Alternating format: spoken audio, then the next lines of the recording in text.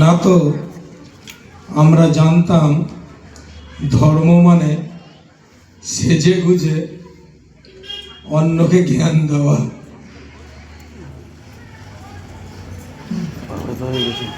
ঠাকুর শিখালেন ধর্ম মানে নিজেকে হতে হবে,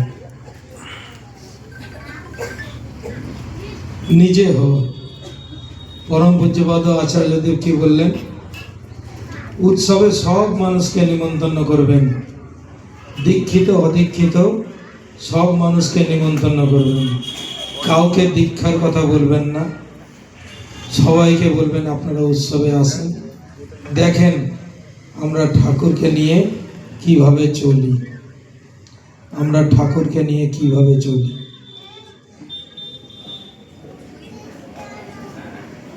যজন যাজন ইষ্টবিধি তো আমরা জানি, সস্তনী সদাচারও জানি, কি করতে হবে তাও জানি, কিন্তু যাজনটা নিজের চরিত্র দিয়ে যাজন, নিজে হওয়া। নিজে না হলে, আমার মধ্যে ঠাকুরত্ব না জাগলে, আমি ঠাকুরের মতো হওয়ার চেষ্টা না করলে বাকি সবটাই ফাঁকি, বাকি সবটাই ফাঁকি। ঠাকুর সত্যানুসরণে কি বললেন?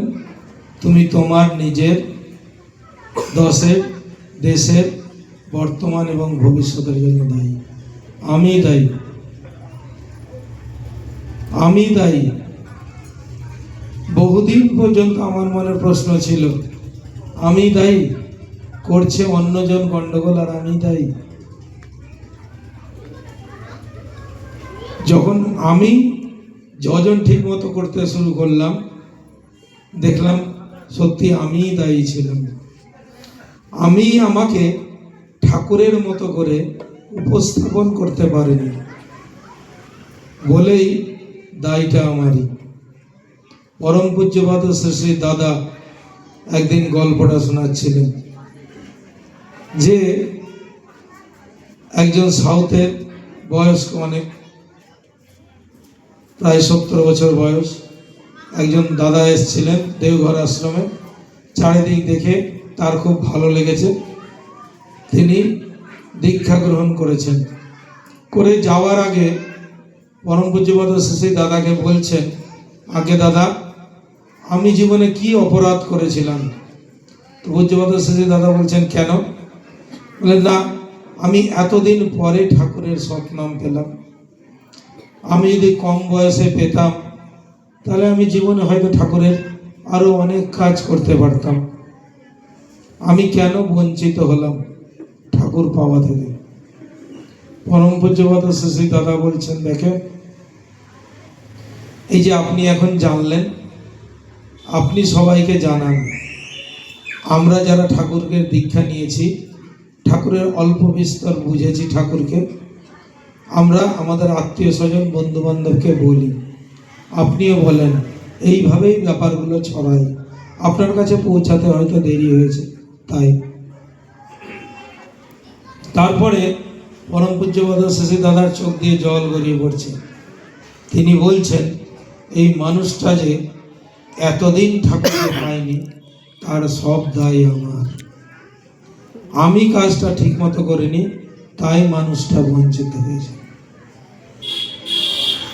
তিনি একটা মানুষ কোথায় কে ঠাকুরের সৎ দীক্ষা পাননি, তার দায়টাও তিনি নিজের মাথায় নিচ্ছেন।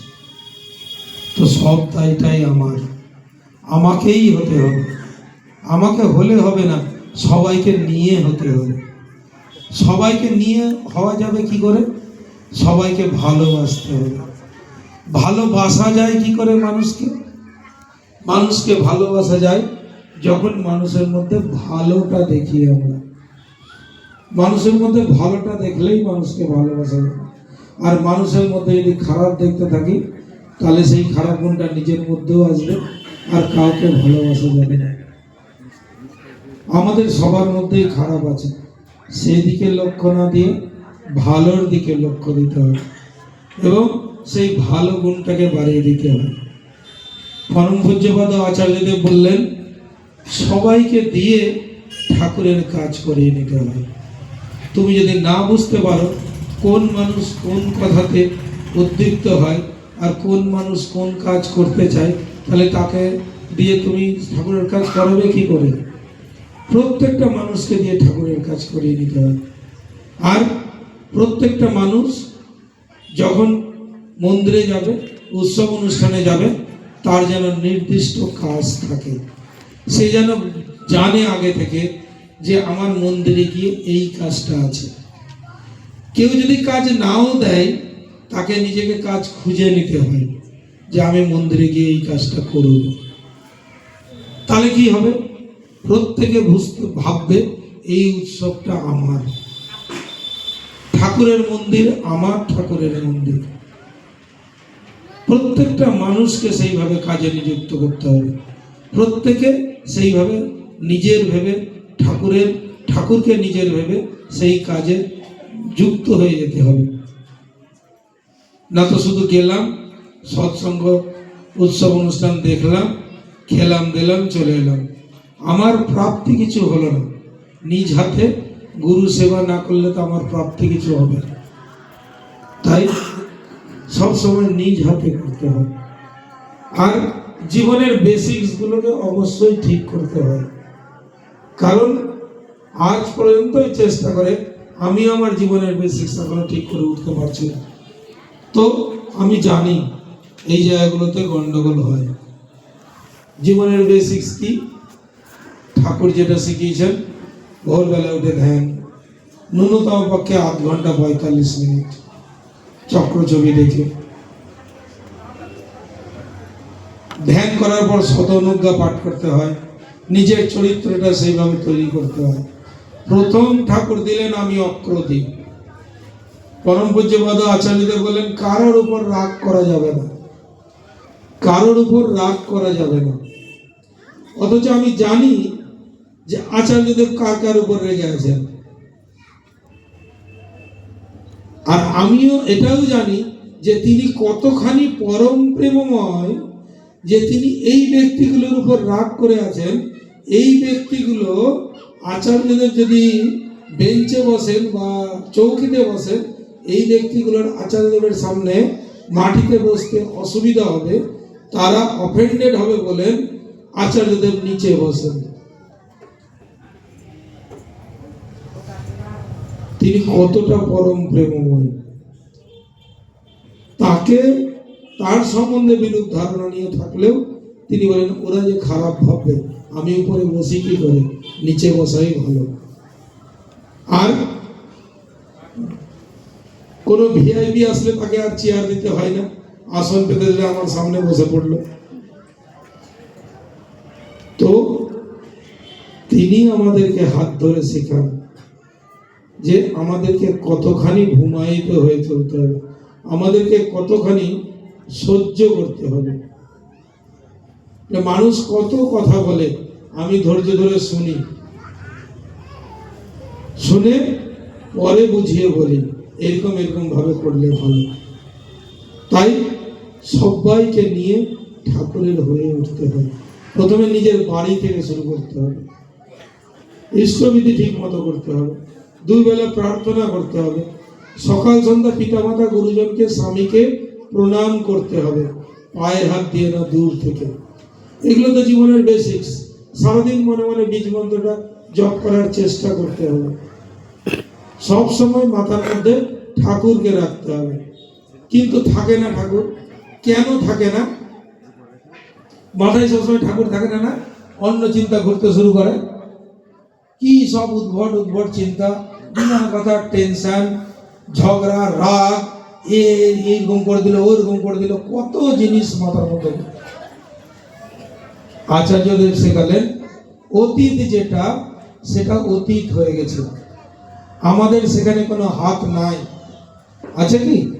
অতীতকে আমি পাল্টাতে পারবো না। কে আমার সঙ্গে কি করেছিল, আমার সঙ্গে কি অন্যায় করেছিল, কি সমস্যা হয়েছিল, কি ঝগড়া হয়েছিল, সেটাকে তো আমি পাল্টাতে পারবো না। ভবিষ্যতে কি হবে তাও আমি জানি না। আমার বর্তমানটাই হচ্ছে আমার জীবন। এই যে বর্তমান, এই মুহূর্তটা যে আমি বেঁচে আছি, এই মুহূর্তটাই জীবন। আর এই বর্তমানটাকে ঠিক করতে হবে। কোনো অবস্থাতে কোনো মতেই নিজের বর্তমানকে খারাপ হতে দেওয়া যাবে না। যখনই মনে খারাপ চিন্তা আসবে সঙ্গে সঙ্গে নিজেকে মনে করাতে হবে নিজের বর্তমানকে খারাপ হতে দেওয়া যাবে না। এই বর্তমান সময়টা আমি আমার ঠাকুরের মতো, এই বর্তমান সময়টা আমি আমার ঠাকুরের মতো, এই বর্তমান সময়টা আমি ঠাকুরের মতো চিন্তা করব। এই বর্তমান সময়টা আমি ঠাকুরের বীজ মন্ত্র জপ করব। এই বর্তমান সময়টা আমি সকলের মঙ্গল কামনা করব। এই বর্তমান সময়টা আমি ঠাকুরের, তাহলে ভূত ভবিষ্যৎ সব ঠিক হয়ে যাবে। অতীতের চিন্তা করে কোনো লাভ নাই, ভবিষ্যৎ কিছু জানি না, এই সময়টা আমি ঠাকুরের। এইভাবে চলতে হয়। আর প্রত্যেককে একে অপরকে উদ্বুদ্ধ করতে হয়, প্রতি মুহূর্তে উদ্বুদ্ধ করতে হয়। ইষ্টভীতি করছে না, তুমি না নরকে যাবা, তোমার এত কষ্ট ওই জন্য দূর হচ্ছে না। কি হলো ব্যাপারটা? ও যদি বুঝতো ইষ্টভীতি করলে কি হবে তাহলে তো করতো। তাহলে ওকে সেই ভালোবাসাটা দিতে হবে, সেই প্রেমটা দিতে হবে, ঠাকুরের দয়ার কথা বলে বোঝাতে হবে যে আমার ইষ্টভীতি করে কি হয়েছে, ওই মানুষটার ইষ্টভীতি করে কি হয়েছে, ওই মানুষটার ইষ্টভীতি করে কি হয়েছে। বোধ জাগ্রত না করে দিতে পারলে তো কোনো লাভ হবে না। মানুষকে ক্রিটিসাইজ করে, মানুষের অহংয়ে আঘাত দিয়ে, মানুষকে ছোট করে, অপমানিত করে কোনোদিনও কিছু লাভ করা যায় না। পরম পূজ্যপাদ আচার্যদেব বললেন, ঠাকুরকে যদি একটা কথাতে ব্যাখ্যা করা যায়, একটা কথা যদি ঠাকুরের সম্পর্কে বলা যায়, তাহলে ঠাকুরকে কি দিয়ে ব্যাখ্যা করা যাবে? সেটা হচ্ছে প্রেম। ঠাকুর পরম প্রেমময়, শুধু প্রেম। আমাদেরকেও সেই প্রেম দিয়ে যেতে হবে। জয় গুরু।